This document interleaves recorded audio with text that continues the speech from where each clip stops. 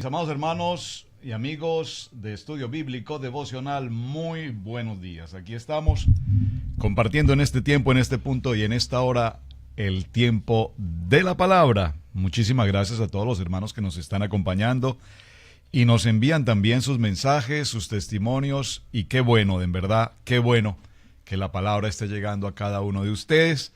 El propósito de este estudio bíblico devocional: amar la palabra, aprender la palabra y vivir la palabra. ¿Cómo hacemos esto? Escudriñando la palabra. Muchas veces nos quedamos simplemente con asistir a una congregación, recibir un mensaje, recibir una predicación, y todo eso es maravilloso.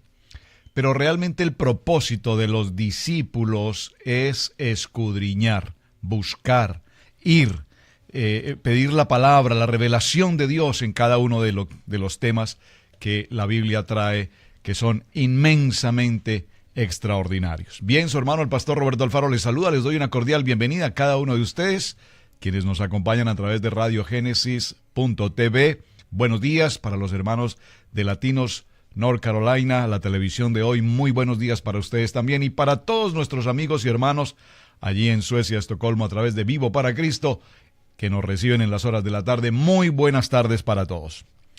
Muy bien, Génesis, el tiempo del Bereshit, el tiempo del principio, la creación, varón y hembra los creó.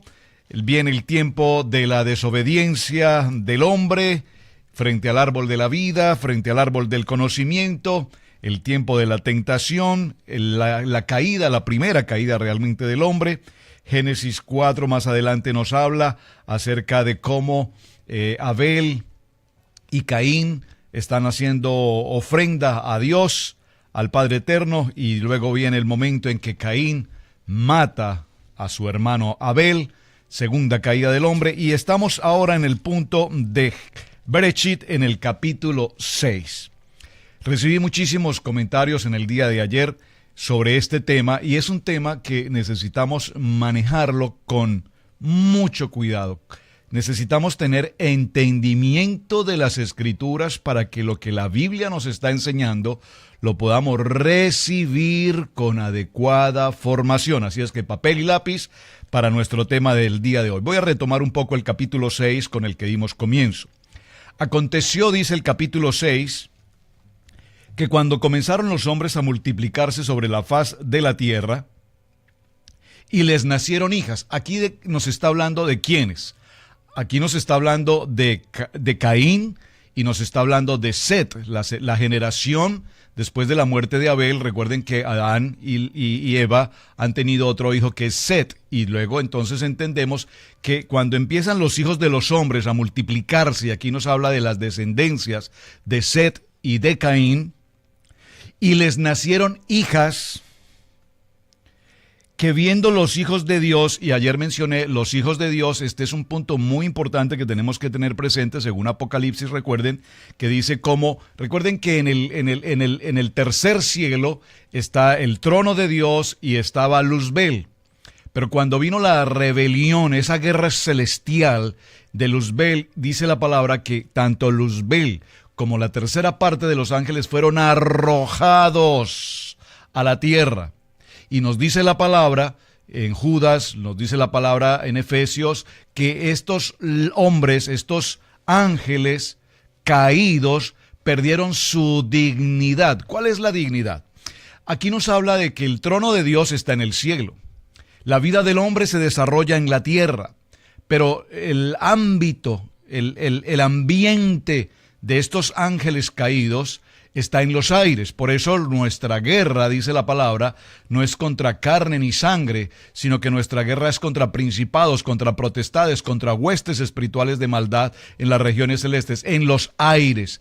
Pero cuando ellos pierden esa dignidad, y lo vamos a estar desarrollando hoy, vemos cómo estos ángeles toman posesión de los hombres, de las carnes de los hombres, y se dan, dice la palabra textualmente, se dan en matrimonio con las mujeres de los hombres, y de allí viene toda una generación de hombres con una condición de sangre humana, pero con una semilla de sangre no angelical, digámoslo de esa manera.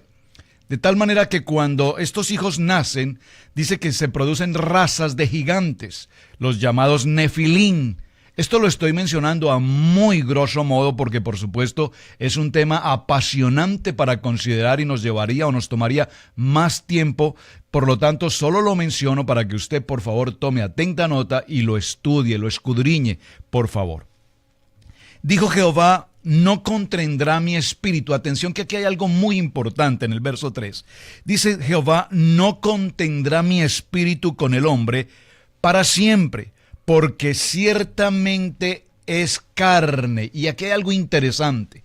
El Espíritu de Dios que estaba en los hombres estaba en una confrontación, contendrá, dice la palabra textualmente. ¿Qué indica esto? Que el Espíritu de Dios encaminaba a estos hombres por un camino recto, por un camino justo, por un camino de gracia. Pero cuando vino esa posesión, cuando vino esa conexión, si me permiten, entre las huestes y entre los espíritus caídos y las mujeres de los hombres o las hijas de los hombres, entonces el Espíritu de Dios se aparta de la humanidad y es así como la humanidad, dice la palabra, se convierte en carne. Aquí la expresión carne tiene que ver, fíjese que no dice porque ciertamente la humanidad, sino dice ciertamente la carne. Y aquí carne está tipificando una obra de Satanás. Aquí carne está tipificando el sentir y el pensamiento del hombre en la iniquidad, en la transgresión y en el pecado. Dice: mas serán sus días 120 años.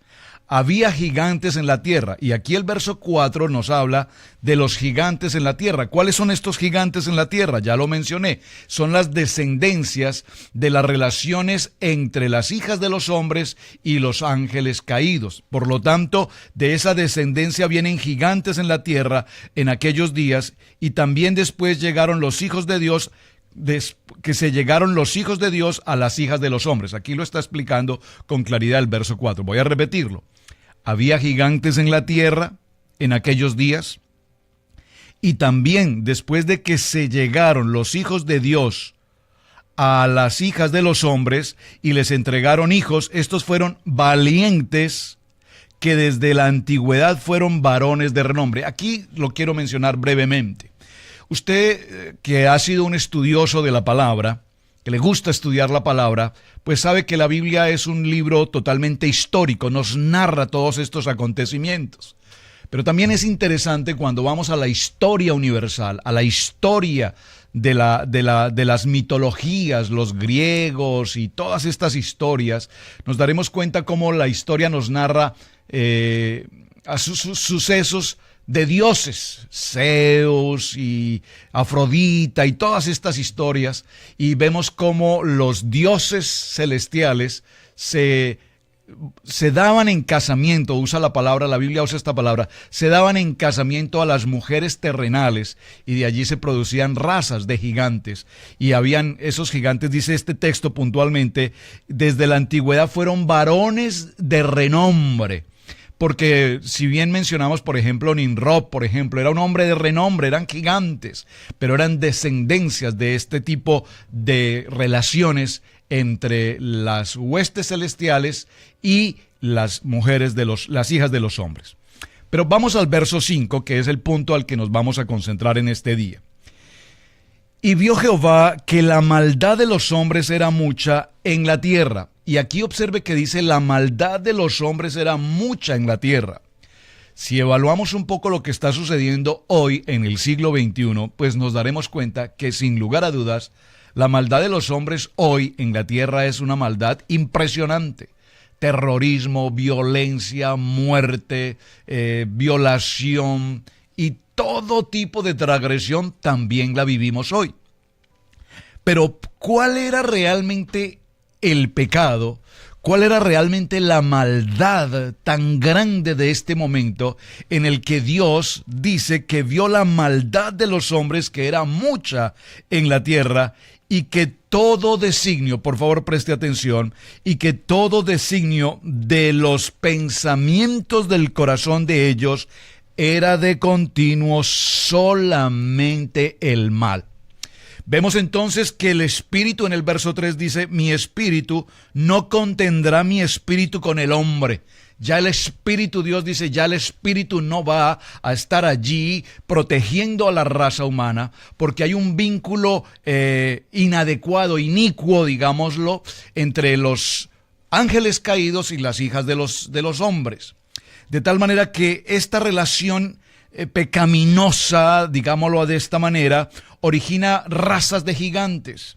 Y dice la palabra, y vio Dios que la maldad de esta raza, la maldad de este matrimonio, si me permiten la expresión, era tan grande que incluso todo pensamiento y toda acción de los hombres era de continuo solamente el mal. Es decir, que en estos hombres no había siquiera un milímetro de pensamiento oneroso. No había un solo pensamiento de acción buena.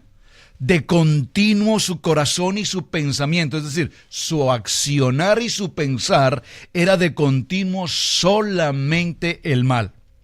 Dice la palabra, y se arrepintió Jehová de haber hecho al hombre en la tierra y le dolió en su corazón. Y dijo Jehová, raeré de sobre la faz de la tierra a los hombres que he creado, desde el hombre hasta la bestia y hasta el reptil y las aves del cielo, pues me arrepiento de haberlos hecho. Pero en el verso 8 hay algo maravilloso. Aquí el arrepentimiento de Dios, no dice el libro de Números que Dios no es hombre para arrepentirse. El arrepentimiento no es propiamente en el sentido que nosotros conocemos, se arrepintió, sintió dolor por su creación. No. Dios, dice la palabra en Génesis 1, creó.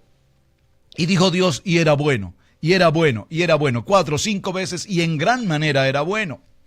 Pero cuando nosotros vamos a los textos en Génesis, en el Berechit, nos daremos cuenta de toda la historia desde Adán en adelante, toda su descendencia. Y siempre de continuo había la presencia del Espíritu de Dios y estaba la palabra. Por lo tanto, los hombres conocían del bien y conocían del mal. Usted recordará que cuando Caín mató a Abel, entonces hubo un castigo a esa situación de pecado, la muerte, el homicidio. Hubo un pecado sobre la vida de Caín.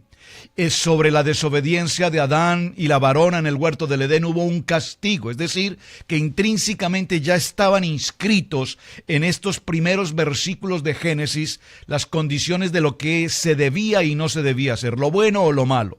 En la palabra bíblica que nosotros estamos estudiando, lo bueno recibe en el hebreo la expresión top, bueno, y la expresión rab que habla de lo malo, la racha. Usted dice estoy en una racha, es una expresión de estoy mal, pero realmente la expresión ra viene de la palabra maldición.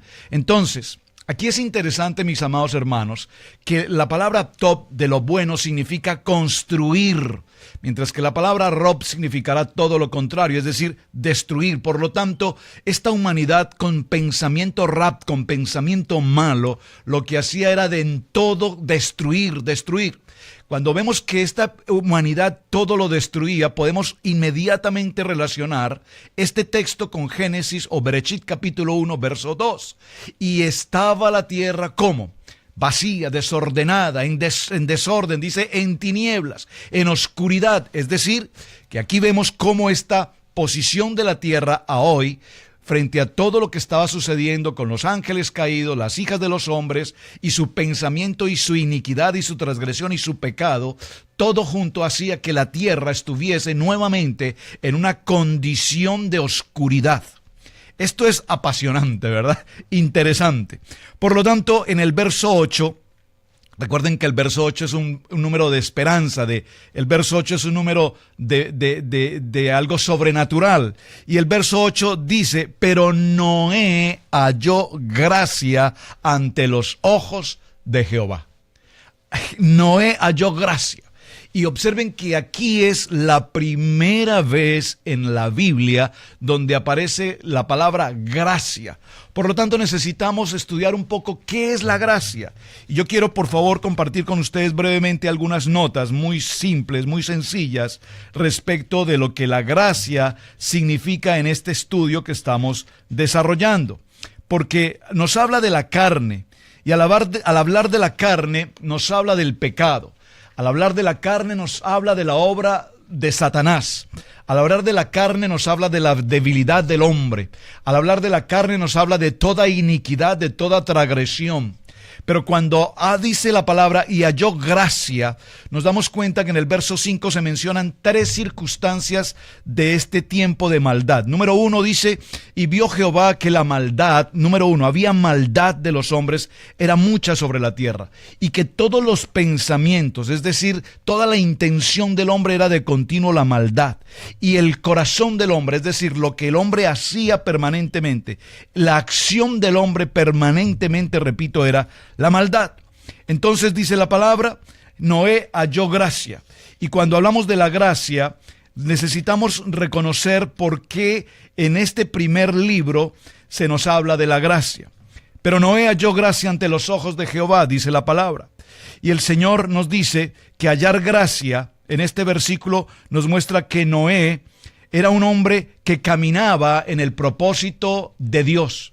Era un hombre que caminaba contrario a todo pensamiento y acción de maldad de los hombres. Pero la pregunta importante que tenemos que hacernos en este punto es, ¿de dónde Noé viene u obtiene esa gracia? Porque Noé no halló la gracia de Dios simplemente porque a Dios le pareció. Es decir, Noé tuvo que hacer un esfuerzo extraordinario para llegar hasta este punto y obtener la gracia. Permítame llegar a algo muy importante que quiero mencionarles en este texto que estamos desarrollando como estudio, y es de dónde viene toda esta historia de la gracia. Nosotros recordamos la descendencia de Adán. Vemos el tiempo de Noé, vemos el tiempo de Matusalén, vemos el tiempo de Enoc, vemos la historia de todos estos hombres, 10 generaciones antes de la vida de Adán, y vemos cómo, leo por favor este texto, dice, Adán, quien vivió 930 años, transcurrieron 726 años entre la muerte de Adán y el tiempo del diluvio, o sea, en la generación de Noé. Cuando Adán tenía 622 años de edad, nació Enoc. Y aquí hay algo interesante, hermanos. Observen que los tiempos de la vida eran tiempos impresionantemente extensos, porque el hombre hasta ese momento no conocía la muerte. Atención, por favor, preste atención, no conocía la muerte natural. La primera persona que muere en el relato bíblico en Bereshit es ¿quién? Abel. Pero no muere por una muerte natural, muere por un homicidio, es decir, su hermano le causa la muerte. Pero si usted observa, el primero que realmente muere bíblicamente, y que para aquel momento no conocíamos qué era la muerte, es Adán, que vivió 930 años. Esto es muy importante, porque el hombre pensaba o creía que la muerte o la vida, perdón, era algo eterno. Pero cuando muere Adán, ellos se encuentran frente a una circunstancia extraña. No sabían qué era la muerte desde el punto de vista natural, que el hombre muere. Digo, Abel murió por una circunstancia de homicidio. Ahora dice, Adán 380 años después de la muerte de Adán, Enoc vivió 57 años más antes de ser arrebatado por Dios. De ser arrebatado por Dios, y aquí nos habla de la muerte, de ser llevado por Dios. Entonces, 79 años más tarde nació Noé. Por consiguiente, Noé nació solamente 126 años después de la muerte de Adán. Cuando Enoc tenía 65 años de edad, engendró a Matusalén y luego vivió otros 300 años antes de ser arrebatado. Matusalén vivió 969 años y murió cuando Noé cumplió 600 años, cuando llegó el diluvio. Indudablemente, Enoc aprendió de sus antepasados todo el contexto de la palabra. Y es posible, por supuesto, que él mismo haya sido el que aprendió directamente ¿de quién? De Adán. Adán le dio a conocer precisamente esta historia. Y Enoc llamó a su hijo Matusalén, que significa cuando muera o cuando venga, el juicio vendrá. Y dice la palabra que le enseñó a su hijo todo lo relacionado con Dios.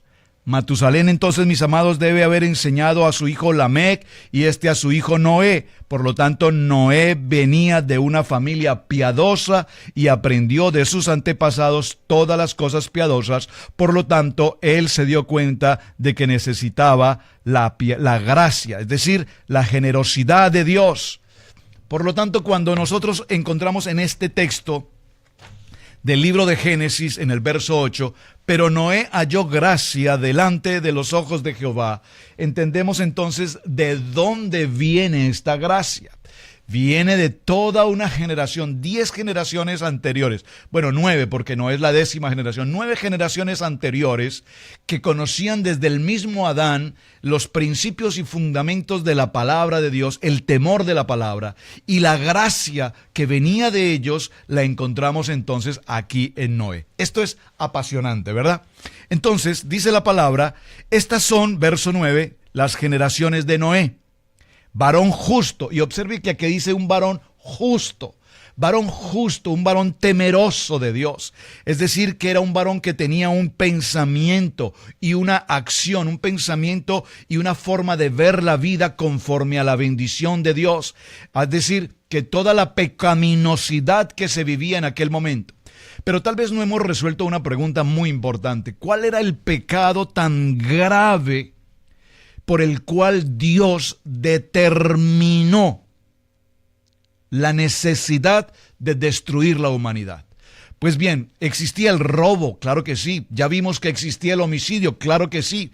Ya vimos a Sodoma y Gomorra, el homosexualismo, el lesbianismo, la prostitución y todo tipo de aberraciones, claro que sí.